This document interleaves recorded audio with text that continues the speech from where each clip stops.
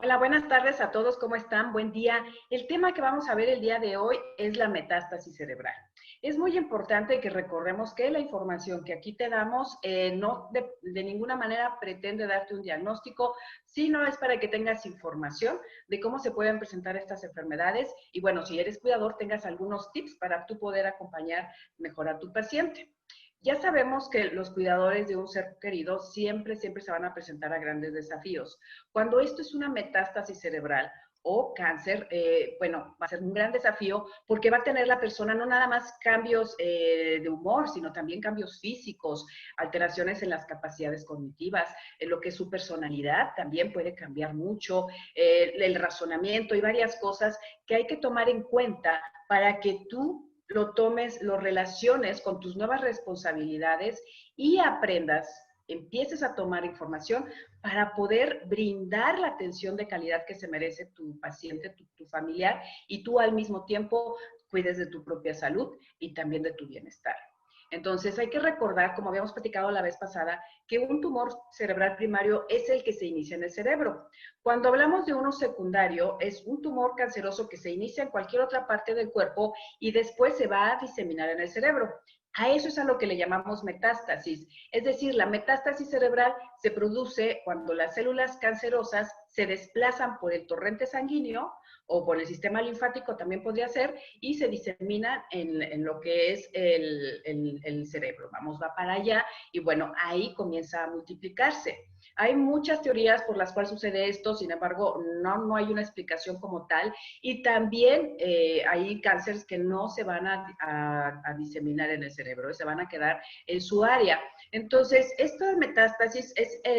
los tumores cerebrales más frecuentes en los adultos. La semana pasada hablamos de tumores cerebrales en general, ahora estamos diciendo que la metástasis es el más común en los adultos. Entre el 10 y el 30% de las personas que tienen cáncer presentan estas metástasis cerebrales y bueno, eso van a ir ejerciendo presión sobre lo que es el cerebro y todo lo que les rodea y obviamente van a alterar el funcionamiento. En el caso de las metástasis cerebrales hay que saber que pueden tener muchos signos, muchos síntomas, en su mayoría o es más frecuente que los tengan los hombres que las mujeres y normalmente aparecen entre una edad media de los 50 a los 70 años, es más o menos cuando empieza a aparecer. Los tumores cerebrales que se aparecen con más frecuencia se van a desarrollar por lo que es cáncer de pulmón, melanoma, perdón, el cáncer de mama y el cáncer renal. Por ejemplo, cuando el cáncer de mama y el renal tienden a originar una sola metástasis, es decir, en una sola área, y el melanoma, por ejemplo, y el cáncer de pulmón, bueno, van a producir metástasis múltiples en varias partes del cerebro, entonces pueden tener signos muy diferentes. El más frecuente o el que podría causar más frecuentemente esta metástasis cerebral es el cáncer de pulmón. De pulmón es el que con mayor frecuencia lo está causando.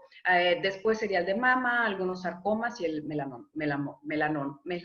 perdón. Ya sabemos que hay algunos cánceres como el del colon o el de próstata que no lo van a crear, vamos, que no se va a dar esta situación. Entonces hay que recordar que la metástasis generalmente se va a localizar en los hemisferios cerebrales y en un 15% de los casos en el cerebelo y nada más en un 5% en el tronco encefálico. Entonces, en la mayoría de los casos nos va a estar dando estos signos y estos síntomas, obviamente de acuerdo al tamaño, a la cantidad, a la ubicación, pero generalmente estamos hablando de lo que son las alteraciones cerebrales, como son los dolores de cabeza frecuentes. Recuerda que son dolores que no existían, que van apareciendo y se van intensificando con el tiempo. Los cambios mentales, como el aumento de problemas en la memoria, convulsiones, podría ser mareos o que se entume alguna parte del cuerpo, no sé, una pierna, un brazo, por ejemplo, o que sientes hormigueo. Conforme va creciendo este tumor, pueden aparecer otros síntomas, como ya la incapacidad de poder pensar bien o de entender las cosas, cambios emocionales, como decíamos, ¿no? De repente estás deprimido, triste, enojado, los cambios en la visión, puedes tener visión doble, empezar a hacerse nublada, por ejemplo, lo que es la pérdida del equilibrio también, esa presión en el cerebro va a dar también lo que son náuseas, vómitos en muchas ocasiones, los cambios en las capacidades sensoriales, del olfato, por ejemplo, del gusto, ¿no? Que no te saben las cosas, o por ejemplo, de lo que es el oído también, que tienes, obviamente te sientes cansado, te sientes fatigado, vas a tener dificultad quizás para caminar y bueno, obviamente lo que es la inflamación del cerebro, porque acuérdate que está haciendo presión y entonces se empieza a inflamar el cerebro y aumenta la presión intracraneal. Esto es, vamos, lo que más o menos puede suceder. Ya sabemos que cada caso es diferente, pero bueno, hay que saber que este tumor cuando aparece depende del tipo de cáncer. Por ejemplo, en el cáncer de mama, el tumor secundario aparecería a los 3 años más o menos. En un cáncer de pulmón, pues aparecería entre 4 y 10 meses, mucho más rápido. Entonces, todo esto nos puede dar como que una pista acerca de qué tipo de metástasis podemos tener y qué tipo de diagnóstico se va a dar. El médico obviamente te va a tener que hacer una exploración física, te va a tener que hacer una exploración neurológica, por ejemplo. Lo neurológico ya sabemos, te va a hacer un examen que puede comprender lo que es el control de la visión, porque nos va a afectar la visión, la audición, el equilibrio, la coordinación, la fuerza, los reflejos, todo esto que nos va a decir si puede ser una metástasis cerebral, que cuántas cosas tienes afectadas también para saber en qué área, ¿no? Y ahí ya todo lo que es diagnóstico médico, por ejemplo, lo que son los diagnósticos por imágenes, que sabemos las resonancias magnéticas, las tomografías, hay muchísima ahora ayuda para esto. Entonces, básicamente,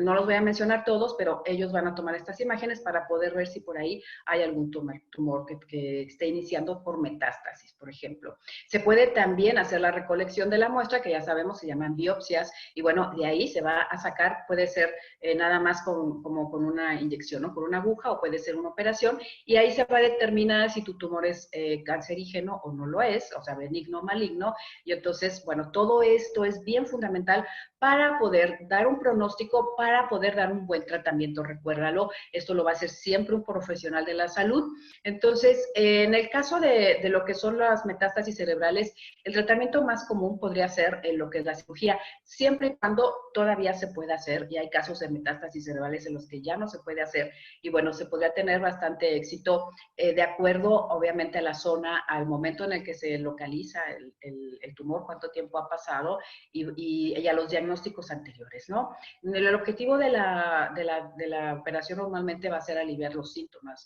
o conseguir un control en cuanto a esa enfermedad, que no se esté extendiendo tan rápido. Por ejemplo, en algunos casos, bueno, pues podría a lo mejor todavía ser salvable, pero eso ya va a depender muchísimo del momento en el que se haga el diagnóstico, recuérdalo. En muchas ocasiones ya la cirugía incluso ya no va a ser posible y entonces se van a ir con lo que es radioterapia, por ejemplo, en lo que son la quimioterapia como ayuda, bueno, a otros tipo de tratamiento para poder mantener la calidad de vida de la persona, quizás no sanarla, pero sí mantener una mejor calidad de vida o alargar este tiempo que tiene con nosotros, ¿no? Normalmente, como les comentaba, esos cuidados van a ser ya paliativos para poder continuar con esta calidad de vida de una mejor forma. Inclusive puede ser que después de que se finalicen los tratamientos, los cuidados paliativos sigan adelante, obviamente como apoyo para que la gente se sienta más cómoda, se sienta más tranquila. Y entonces hay muchos de estos tratamientos, algunos medicamentos que tienen que ser variados porque la metástasis, bueno, está como haciendo una barrera que no permite llegar ciertos medicamentos con los que se trata el tumor original. Entonces aquí va a haber varios medicamentos con los cuales tratar, analgésicos contra las convulsiones, por ejemplo, o también los dispositivos, vamos, lo que son las sillas de ruedas, los bastones, todo lo que te pueda ayudar a mejorar esta calidad de vida, obviamente el apoyo emocional, los asesoramientos, por ejemplo, las rehabilitaciones en caso ya después de las operaciones o este tipo de tratamientos que se dieron, como la terapia, por ejemplo, para la resolución de problemas. Estamos hablando de rehabilitación en tu cerebrito, recuerda. Entonces sería resolución de problemas, terapias del habla, del lenguaje, por ejemplo, y también, bueno, básicamente la parte de la fisioterapia del cuerpo, porque recuerda que esto puede quitarte el equilibrio, causarte temblores o convulsiones, por ejemplo, ¿no? Lo que es una alimentación saludable, como siempre hemos platicado, y otras terapias complementarias que te pueden ayudar, como ejercicios de respiración, masajes o también meditación profunda, acupuntura, Todo esto es muy recomendable para que la persona pueda mantener una calidad de vida y, bueno, hablando del cuidador, ya sabemos que ahora va a ser el responsable sobre el ser querido, necesita aprender lo más posible de las enfermedades de cualquier caso, como en este tipo, aprender lo más que pueda, tendrá que acercarse al equipo médico, porque recuerda que esto es muy variable, hay muchos signos, muchos síntomas, y entonces tendrá que platicar muy cercanamente con ellos, conocer a la gente del grupo, irse guiando, no quedarse con ninguna duda, siempre preguntar, conseguir ayuda, como ya lo hemos platicado, con esa red de amigos, con familiares, para compartir las responsabilidades, conocer los cuidados médicos de la persona. Recuerda que vas a estar en tratamientos o a lo mejor tuvo algún tipo de operación, entonces los cuidados médicos, también desde cómo bañarlos, cómo alimentarlos, hasta cómo inyectarlos, por ejemplo, o hacerle alguna curación si tiene algún tipo de herida. Conseguir esa ayuda es bien necesario. Puedes contratar, si tienes las posibilidades, por supuesto, cuidadores profesionales que te pueden ayudar, y si no para ayudar a cuidar a tu enfermo, pues quizás sí para que, como hemos dicho, te eche la mano con la limpieza de la casa, hacer los alimentos, todo esto para que tú realmente puedas tener el tiempo necesario, porque va a ser demandante en este caso. También hay lugares donde tú puedes llevar ya a tu enfermo para que lo ayuden a cuidar, que están, por ejemplo, ya en el caso del tipo de enfermo terminal, que lo podemos llevar ahí para que lo estén cuidando de una mejor manera si tú no sabes cómo hacerlo o no tienes las posibilidades, o incluso recuerda si no te sientes capaz, porque es bien importante que aunque seas su cuidador no te sientas culpable. Quizás de verdad no tienes la capacidad, te pones muy nervioso, muy tenso, no te sientas culpable, busca esta ayuda. También hay que investigar lo que son los recursos con los que cuenta obviamente tu comunidad en apoyo a este tipo de cosas, y los asuntos legales que vas a tener que resolver si la persona ya está en las etapas finales de su vida, por ejemplo, todo lo que es asistencia financiera, asesoramiento, y todo lo tienes que planificar con tiempo. Recuerda, esto te está dando el espacio para que puedas platicar con la persona cuando todavía está consciente, vamos, cuando todavía te puede decir qué es lo que desea, que a veces a lo mejor te va a decir, quiero que me den el tratamiento, que me mantengan vivo lo más posible, o a lo mejor te va a decir, ¿sabes qué? Yo quiero nada más los cuidados paliativos, no me interesa vivir tanto tiempo, pero sí con una mejor calidad de vida. Habla con ellos a tiempo,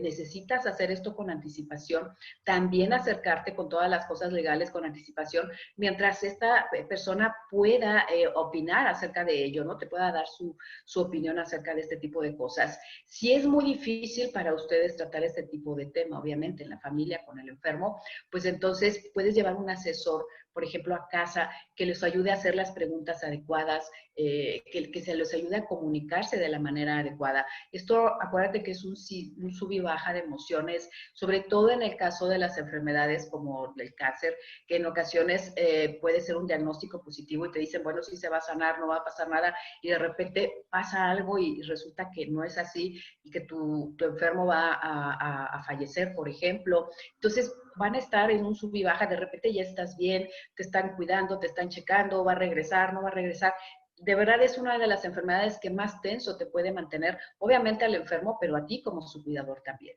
Y va a estar cambiando de humor, va a estar cambiando de pensamientos a cada momento, pues él también va a estar alterado. Eso te puede doler a ti porque a lo mejor de repente te trata bien, de repente está enojado y bueno, tú puedes sentirte triste por este cambio, pero recuerda que no hay una manera correcta de ser un cuidador de un enfermo, por ejemplo, con cáncer. Tú simplemente haz lo mejor que puedas con todo tu amor, pregúntale a tu equipo médico, también pregunta dónde te puedes contactar con otros cuidadores, con los grupos de apoyo, ya sea por internet o al nivel local, por ejemplo, ese asesoramiento individual que van a necesitar para poder saber cómo lo tienen que ir tratando de acuerdo a la etapa en la que se encuentre. Necesitas saber y estar de verdad con todo el dolor anticipado a reconocer los signos, por ejemplo, de cuando ya tu paciente va a fallecer, sobre todo si él eligió quedarse en casa, por ejemplo, que podía quedarse en casa y mantenerse ahí y ahí quiso descansar. Necesitas saber todo esto, cómo brindarle más comodidad, cómo aliviar a lo mejor ese dolor que puedes sentir y si tienes o necesitas ayuda de emergencia, dónde conseguirla y muchas cosas en el sentido del proceso. Y después de que la persona fallezca, también vas a necesitar ayuda, recuerda, de un profesional qué es lo que tengo que hacer a nivel emocional y también a nivel práctico, porque como habíamos comentado, todos los asuntos legales, muchas de las cosas que se pueden haber quedado sin resolver, bueno, lo vas a tener que tomar en cuenta. Entonces, se te viene de verdad a una tarea muy abrumadora. Tú como cuidador, cuídate,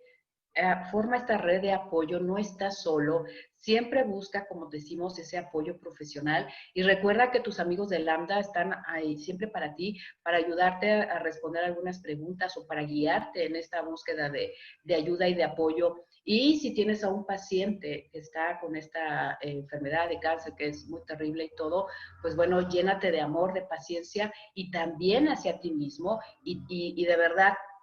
compréndete. No hay, como dijimos hace un momento, una mejor manera de ser cuidador. Tú da lo mejor que puedas y anticípate con todos estos tips que te hemos dado. Muchísimas gracias. La semana que entra por aquí nos vemos y espero que tengas una hermosa semana. Muchas gracias.